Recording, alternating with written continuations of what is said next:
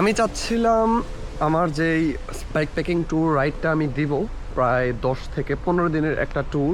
So আমি চাচ্ছিলাম এই 10 থেকে 15 দিনের ট্যুরের পুরো ভিডিওটাকে একটা কম্বাইন্ড ভিডিও হিসেবে একটা ফিল্ম টাইপের বলতে পারেন, ঘন্টা 1.5 ঘন্টার একটা ভিডিও হবে বা ব্লগ হবে।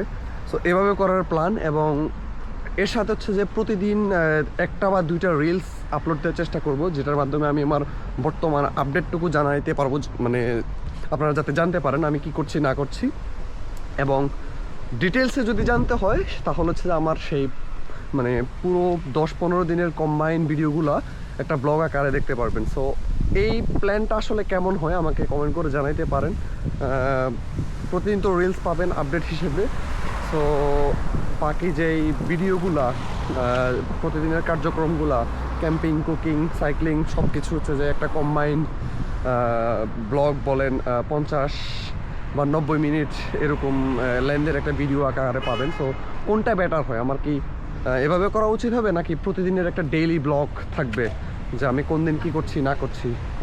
আমাকে কমেন্ট করে জানাতে পারেন। সো আমি তাহলে ওই হিসেবে প্রস্তুতিটা নিয়ে নিব আর কি। So that's all, thank you so much for your valuable comments.